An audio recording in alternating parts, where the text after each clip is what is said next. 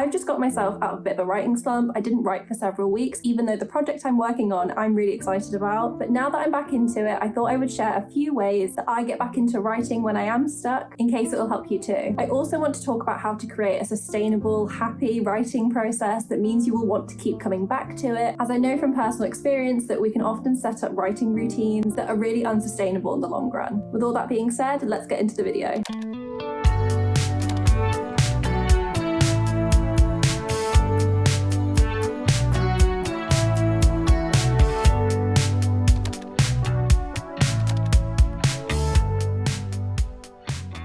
If you're new here, I'm Katie. I'm a writer. I'm currently working on a fantasy dark academia novel. And in my writing vlogs, I talk a lot about this book, but also how I'm writing it and how my process has involved lots of breaks and lots of writing slumps and how sometimes I have to get myself out of them. So last year, I took a 6-month break from writing. I didn't intend to. I have a whole video here that I talk about it in detail. I was actually really not happy about taking the break, but it ended up being this really worthwhile experience that I didn't just put a brave face on. I think I really made it work. I was recently talking to somebody in the comments about how intentional breaks can be really beneficial to your writing practice, and I think that's exactly what I did. So if you want to watch that video and find out more about why I took the break, go ahead and watch it. This video is going to be more about returning to writing and what you can do to build that sustainable writing practice. Not necessarily to completely avoid breaks in the future, because I do think that sometimes breaks are necessary, but just to have a healthier and happier practice.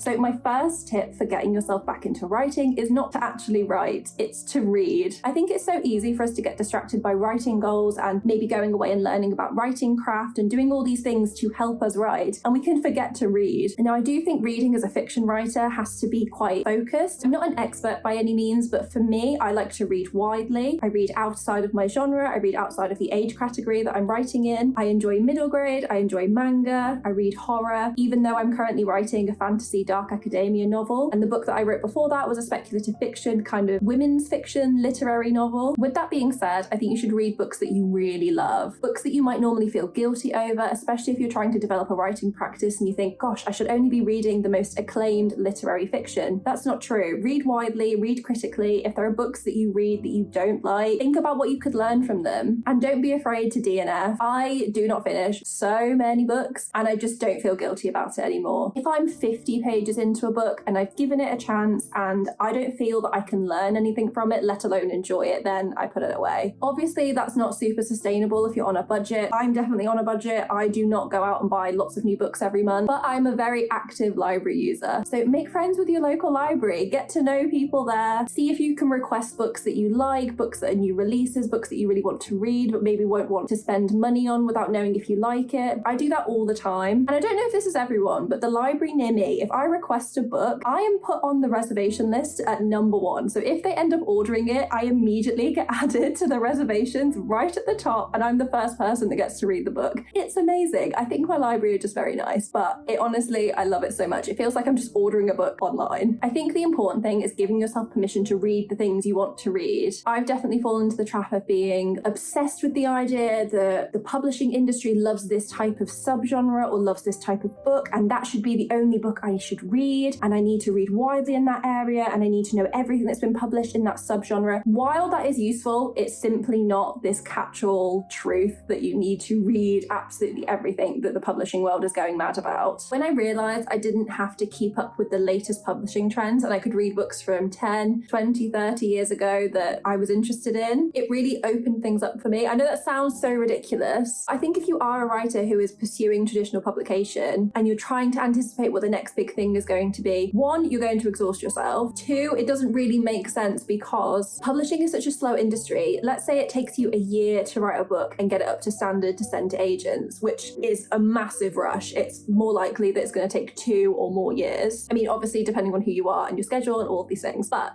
an agent usually has an author that they work with on a book for about a year before they send it out, depending on where the book is at and all these other things. Obviously, don't take this as gospel. I'm not not an expert. This is just what I've known from things I've learned about at the industry. And then if a publisher acquires the book, even if everything happens very speedily, that book is not going to hit the market for a year and a half, maybe 2 years. So writing to trends is something that I definitely don't advocate. And if you're in those early stages, reading to trends, read something if you're excited about it. Definitely if there's a trend that you are as excited about as a reader, read it. But don't do it if it's just for writing, and don't do it if you think, yes, that's the next big thing. Now I'm going to go and write that book and I'm going to get it out there. I just don't know. It's a lot to bet on. I personally don't think that's the best way to go about your reading. Me, for example, I recently started reading Terry Pratchett and I'd never read any of his work before. And I've been having so much fun. The Discworld series are like the most fun bedtime reading books. And it's interesting to see how commercial fiction style has changed so much, especially with fantasy. The way he builds worlds and his pace and his humor are very different than what's out there right now. And I think it's interesting to see all these different writing styles and perspectives. And I think it's important to just your education in books anyway. But honestly, life is too short to not be reading things you're interested in. I honestly will die on that hill.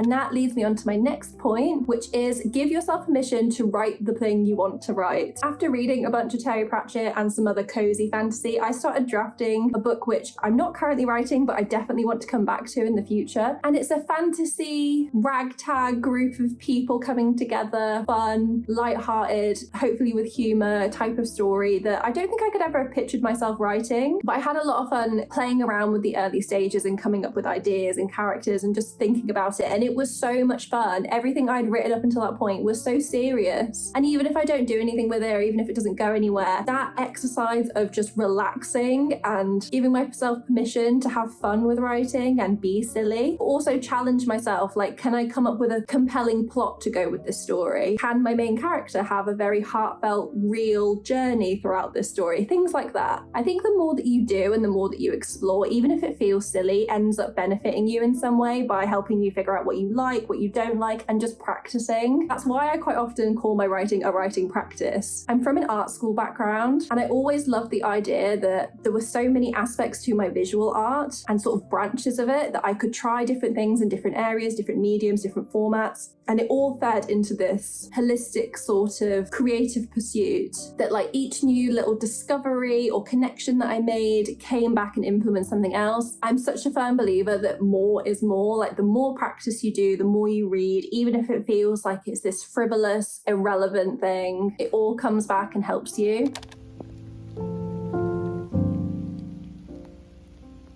The next thing I want to talk about that is if you are stuck with writing and you want to get back into it, maybe you've done lots of reading, you've re-immersed yourself in books, in the type of books that you love, and you're feeling full of inspiration and you just want to get started, but maybe doing something like writing a book or a big project is too intimidating. It seems obvious, but I think you should start small. It's really tempting to run with an idea or run with that first bit of enthusiasm and really go for it and then burn out. And I think what I was talking about before about building a sustainable writing practice is looking for those things that often come back to bite you. So for me, running with an idea before it's too developed and then beating myself up when it doesn't completely go to plan or that I need to stop and regroup is something that I've noticed, and now I've put things in place and I've figured out how to talk to myself in those moments so that doesn't develop into something like a bigger writing slump or a huge break from writing. So starting out small can look like so many different things. It could be writing exercises, it could be writing prompts. There's also short stories, flash fiction, poetry, essays, stream of consciousness writing, which is something that I absolutely advocate for. I'm not going to talk a lot about The Artist's Way, which is something that I did this summer. I actually didn't finish it, so I'm not going to talk about it in a very accurate way. The one thing that I found the most useful was the morning pages. And the idea is that every morning you start the day by writing by hand. You write 3 sides of A4, just stream of consciousness. Now, during that big writing break I had, I did this every day for 2 months, and it was amazing. At the time, I thought it was all garbage, and that was kind of the point. And over time, I got more okay with that. Part of the morning pages is that you get rid of them and you don't look at them again, and you just don't judge yourself for the writing that you do. The person who came up with The Artist's Way advocates it for all sorts of creatives, and I found it really beneficial for my visual art practice because I am a graphic designer, in the sense that it really helped me get less precious about my work and just seeing my creative practice as this fluid, ongoing ongoing, evolving thing that I'm always going to be feeding into and that does not require perfection. This is very off topic, but I'm going to quote Trixie Mattel. I believe she was on Brittany Broski's podcast. Trixie talked about how good as a concept shouldn't really exist in like a creative practice. I think she's specifically referencing makeup at that point, where she's saying, you know, she would go and sit in front of a mirror and think, I'm going to do good makeup today. I'm probably butchering this, but just bear with me. And then she says, like, what does that even mean? You're judging it by some preconceived standards, idealized that you naturally are now not going to meet. And I do think there's a danger in having this solid, concrete idea of the final product that you're trying to create, in the, not so much that you won't achieve it, but in the idea that you shut yourself off to all the other possibilities that you could have had if you went in with an open, curious, and kind of an exploratory manner. I think not knowing everything when you go into a project is great. So that being said, starting small and keeping yourself open, especially to new mediums, is really helpful. When I took my big writing break, I wasn't interested in writing poetry. I wasn't interested in writing essays, in doing any of these things. But the stream of consciousness that I was doing ended up turning into those things. And I wrote some lovely stuff that I'm really proud of. And I think rather than setting out to write a poem about a specific thing, it was that I came up with an image in my stream of consciousness and I had an idea and I thought, yes, this best fits a poem. And it just came from there. I never would have written that poem if I hadn't been open to the experience.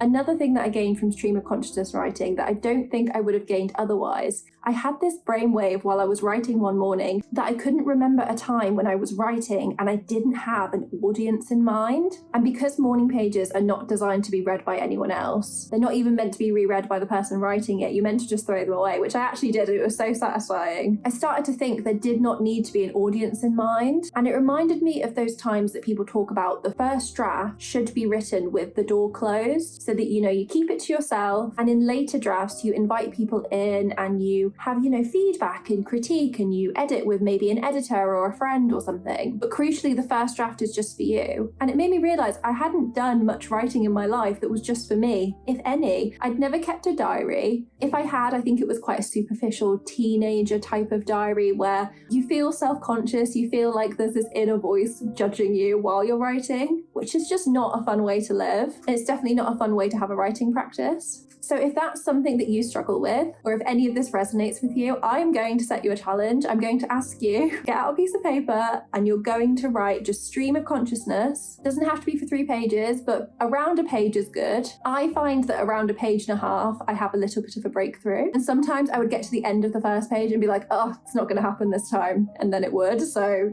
I don't know. If it happens for you, you have to tell me. Have a go at writing whatever is on your mind. Any strong opinion you hold about a book or a film or a TV show or a person, I'm not going to judge. I'm not going to read it. No one's going to read it. You're not even going to read it back. And just go for it. And then when you're done, you're going to tear it up, you're going to throw it away, and you're just going to move on. But crucially, if you try and release yourself from the idea that there's somebody who is going to read it or that there's some unknown audience, I'd love to know if it's useful for you. I think it can be a really useful exercise in escaping a certain type of thinking that can help open you up to the things that you like and your own opinions, your own thoughts. I found this especially helpful as somebody who has always struggled with decision making and maybe has sought advice from elsewhere rather than trusting my own internal instincts, something which I do think has really improved now. So if you do try it, please let me know. If you hate it, that's fine too. Tell me about it in the comments. If you can't tell, I'm a huge, unapologetic advocate for writing stream of consciousness.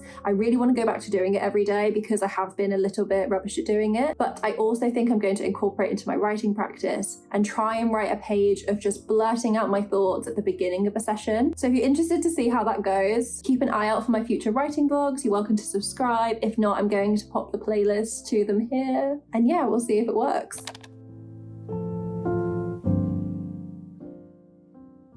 Okay, so let's talk about when you do return to writing, how you can make a sustainable, healthy, productive practice. One that you're going to want to keep returning to, and hopefully you'll avoid having too many breaks or slumps again in the future. Although I will say breaks are necessary. I firmly believe in breaks. I just took one. But crucially, I wanted to get back to writing. So if you can't tell, I find writers' processes and practices endlessly interesting. And if you've seen my writing blogs, you know that I love trying new things and figuring out my practice as it evolves based on what I need and what my book needs and what my daily life needs, because I have quite a busy day job. I don't believe that one size fits all, but lately some things have been really working for me, so I'm going to share them here.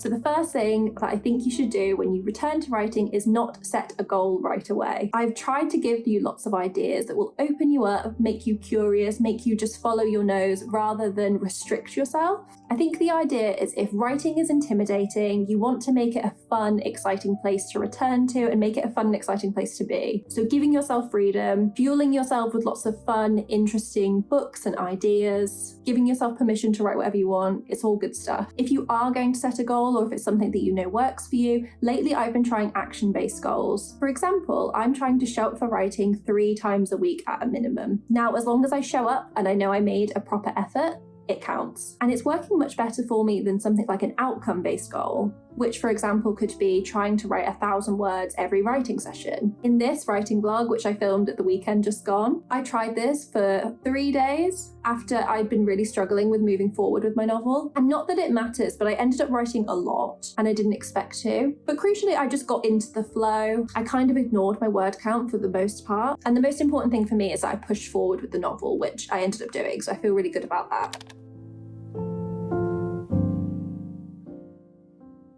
The next thing is finding out the best way that you work. So I would look elsewhere in your life. Have you completed a long project before? It could be having a busy exam season or a project for school or for university or at work. How did you manage that project, or sustained a good habit, or prepared for something big like a marathon, or I'm not very sporty, so something else athletic? Do you have certain things that help you focus? Do you have a ritual that helps you get into the zone? Are these things that you can access regularly? Is there a time of day that you work best? Life is full of so many other responsibilities, so adding a hobby on top of that requires a level of commitment and showing up can be really difficult. I definitely have struggled with it. So while you can work to make writing a really attractive thing to go and do, sometimes you just need a little extra nudge to help you get into the zone and stick at it and focus. Especially if you're somebody who has ambitions for your hobby, especially if you are someone who has ambitions for your writing practice. By figuring out how best you work and breaking down big tasks into manageable pieces, you should hopefully find a much more sustainable way of working.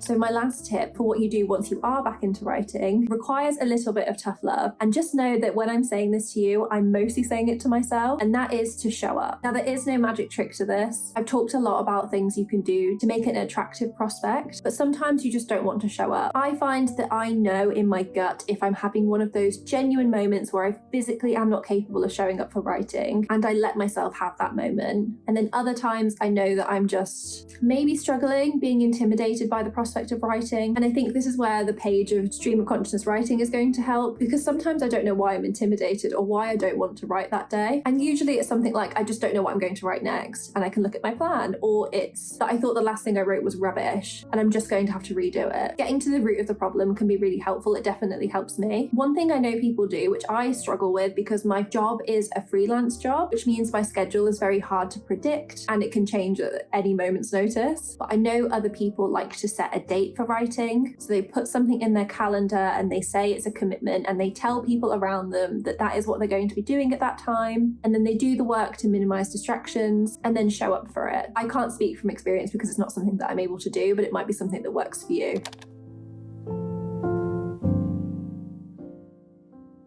One thing I will say about showing up and picking up writing again as a habit is that sometimes, and within reason, it can help to pick up other good habits too. Me, for example, when I did decide to come back to writing, I was doing my morning pages, I was going for a big walk every day, and I was dramatically reducing my screen time on my phone. All of this helped me build discipline, and naturally I found it easier to go back to writing and build discipline in that area too. Obviously, this has lots of room for error, and doing something like this to the extreme is just going to make you miserable and exhausted and burn out, and then you're going to give up on everything. So again, it's all within reason. I do think spending time improving your focus and your attention and discipline can really help lots of areas of your life, because that's the other thing. Picking up writing doesn't mean it has to consume all of your time. Even if you just give yourself an hour once a week at the weekend, a peaceful little oasis in your week, for yourself to go back to your writing practice, I think that's great. But in the meantime, you can be building up these skills in other areas. Skills that I don't think people talk enough about you need for writing. I definitely feel that writing takes an awful lot of motivation, takes a lot of energy out of me, takes a lot of discipline, takes a lot of commitment, and it's absolutely worth it. But these are skills that take time to develop, and it's absolutely a marathon, not a sprint.